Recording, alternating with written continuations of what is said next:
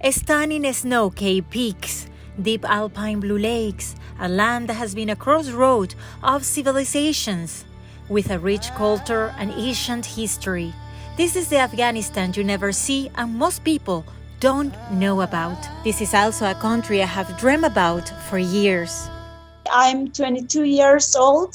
Actually, originally I'm from an outlying area of Afghanistan or province, but due to family conflicts, war, and so many problems, we moved to Herat. It's around 12 years that I'm living here in Herat province of Afghanistan.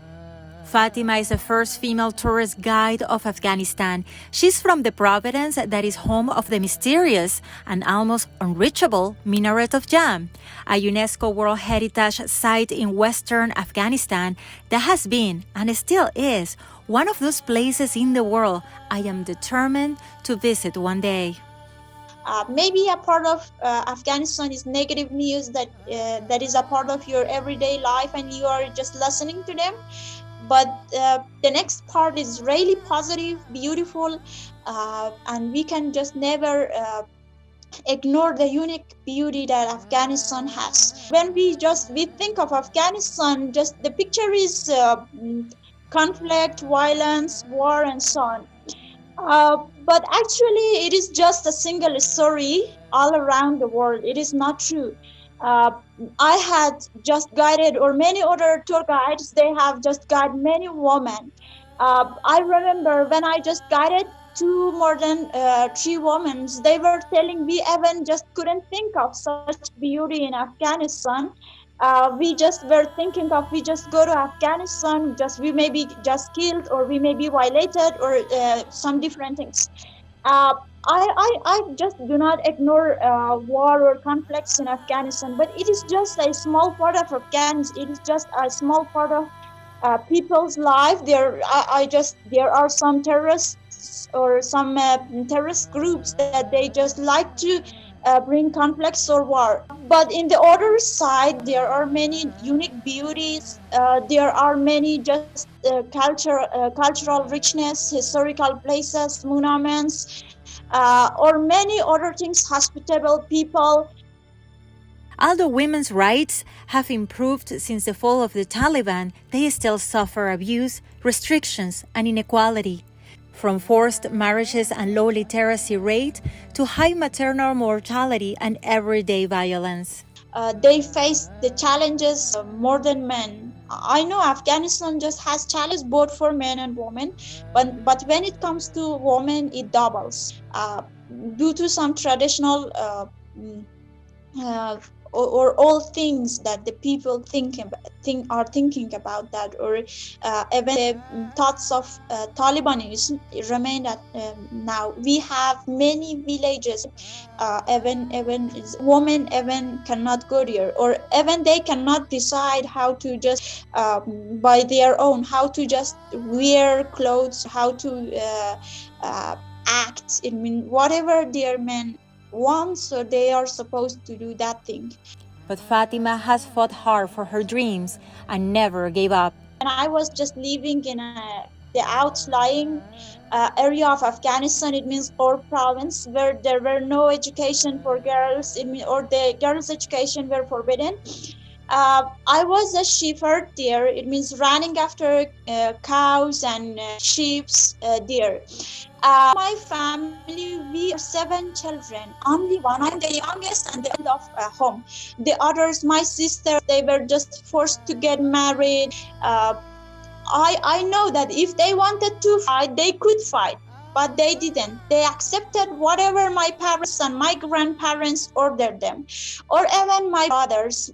At least my fathers, he just supported my brothers to continue their education. The same right to education that she fought for and found a way to get. My father, he had a radio. Sometimes I just stole his radio and talk with myself to the high hills. I could find some signals and listening to some journalists. They were talking about tourism, and they were talking about historical places or at many attractions in Afghanistan or in all around the world. So on that time, I just decided to be a journalist, and also a journalist who write just about many attractions in Afghanistan. In Gor province, those high hills and those mountains also was a kind of attractions, but due to many issues, the tourists couldn't come here. So on that time, I decided to just, I even couldn't think of coming to Herat province because here is a city, but there was a really far village. So on that time, I thought if I just cannot go or travel or just see the attractions, at least I can write about these mountains, these beautiful mountains, deserts, and also things that are here. Uh, After that, just when I was listening to radio, I also learned a nice word that was education. I was always thinking of education that only boys could go there, and the women just were forbidden. So when the schools came there, and the girls just some girls who were just supposed to start that, the families didn't let, due to family honor or many old traditions, they just didn't let their girls go to educate. uh, Fortunately, there were an organization by the name of Red Cross organization. They had a food program for the girls who just were educating there. So that was how the families in our village let their girls go to school, at least because of the help they received from the Red Cross organization. Fortunately, I was one of those girls. My family let me go there, but with a condition. The condition was to never leave to be a shepherd. It means you have to go and run after sheep and cows too. So on that time, we will let you go to school. So I started my school without any pen, without any book, without any notebook. Because of family conflict and war, they moved to Herat 12 years ago. Due to financial problems, her dreams of education faced new challenges. So that was why I couldn't continue my education for 3 years. It means for 3 years I just sat at home, and I was thinking of school. I was just watching the girls who wearing beautiful uniforms of school. Uh, it was really also enjoyable for me, and also so sad for me that I couldn't wear that one. But that was not something I give up. That was actually for me. I knew already how to write and how to read. So I worked on some handicrafts. I worked with mother. We were making some handicrafts. We were selling that handicrafts, and the small amount of money that we were earning. So I just bought some books and notebooks for myself, and I continued education by myself at home for 3 years, paying my own to my own. So after 3 years, I decided to work harder, earning more money in order to just can participate at a school. Uh, so beside working during the days on handicrafts, I decided to work at night too. So I worked harder, and I doubled my just hard works making some handicrafts, and my mother just she was selling them. So I could earn some more money, and then on the new year I just went to a private school. But it wasn't the end of the challenges. She needed to learn English. Definitely, there was an organization by the name of JRS, I mean Jesuit Refugee Services.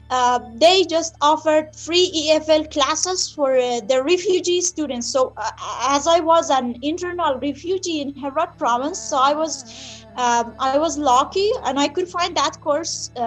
I started my English there very soon because it was an opportunity for me. I just get benefit the most, and I studied too much. So soon I was just selected as an assistant teacher there. They paid for me $50 per month. So beside just making some handicrafts, I could find this job too. It means $50 was. It was much for me to just carry my expenses.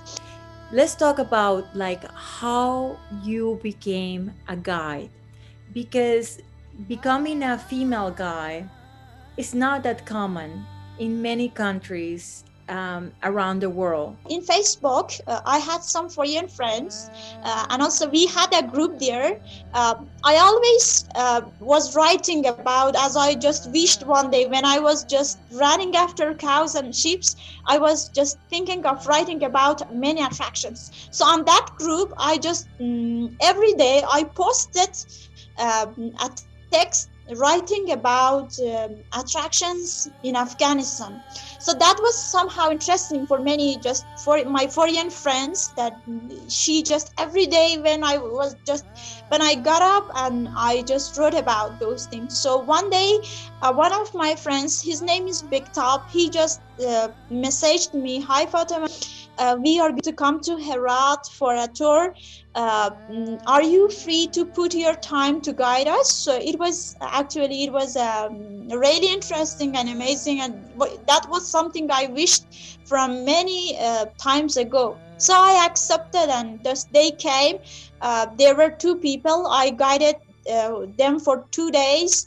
The way I guided them, the way I communicate, and the way I just showed my historical places in Herat province was so interesting for them. That was why they just talked to the tour operators of Untamed Border Company, touristic company or adventure travel. So they talked them, please just hire Fatima as one of your tour guides. She just guided us really interestingly and nicely, and we are satisfied.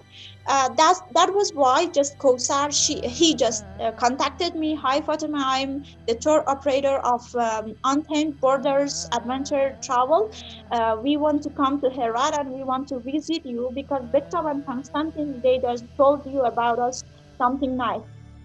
Her income as a guide has helped her support her family and pay for college where she studies journalism. Being a pioneer has come with a price. Her determination, amazing career accomplishment, and bravery has been praised and admired by many, but has brought friction in her family, especially with her father. My father told me, "You're going to just you're just going to make your own cave or make your own grave to be just buried there. It's really dangerous for a woman. It's really hard for a woman. So if you just want to go there, you are not my daughter." So, passing, I just told them, "My father, as always, I respect you, I love you, but this is what I love, and I have to do that." Uh, so day by day, my mother just started to support me. My mother just support. At least she cannot do anything, can pray for me.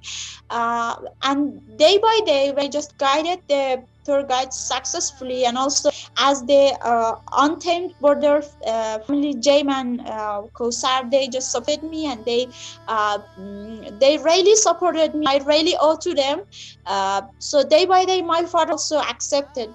He doesn't say anything. He doesn't say any motivational words to me, or he doesn't say go or come. But at least just do not discourage me too. Means he just cope with what I just chose to do. When you are traveling around Afghanistan, do you have any challenges with other Afghans that might not look at you in the right way because you are a young working woman with working with tourists, with foreigners? Have you Yes. had any challenges, and how do you face them? There are many people who, when they see me, they are happy. But next to them, there are many people who just, they look me really strangely and jealously. When they see me, they just think I'm doing something wrong. They just think like this. I've also written these words in a to answer some other journalists. I never forgot the strange eyes that they look at me. How can I cannot find the words to describe that.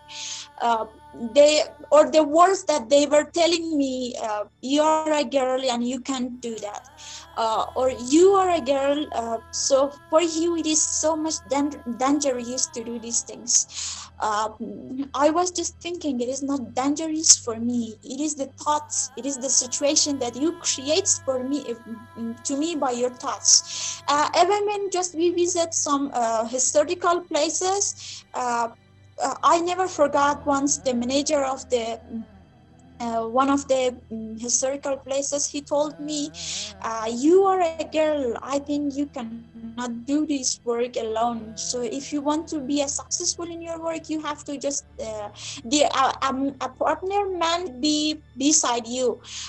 It's really dangerous for you. Or even sometimes there were some small boys that they were just insulting me, they were just mocking me, sending some stones after me. Uh, mm, they were, all of them were challenges, but actually they were something that motivated me to work, and to work harder and to do better. I've always say to friends when I tell them that I want to go to these remote places or places that people fear, that sometimes the places that are more difficult to reach are the ones that surprise you the most and where you meet the kindest people in the world. For those who fear Afghanistan, for those who fear visiting your country, what would you say to them? Okay, I just want to tell them, uh, yeah, it's correct, there are some places we still, because of insecurity, we cannot visit, but beside that, despite all the security in some places, we have places that are safe, they are really interesting to be visited. And also, whatever they think it is just a single story, you can understand Afghanistan, you can just love Afghanistan whenever you just come here to visit that with your eyes, not just hearing from the news. The first female Afghan guide, giving a unique perspective and context to visitors while trying to make a difference for other women in Afghanistan. Actually, I'm the first, but I do not want to be the last. So I have to fight in order to create a safe situation for the next female tour guides who want to just, like me, who want to follow their dreams.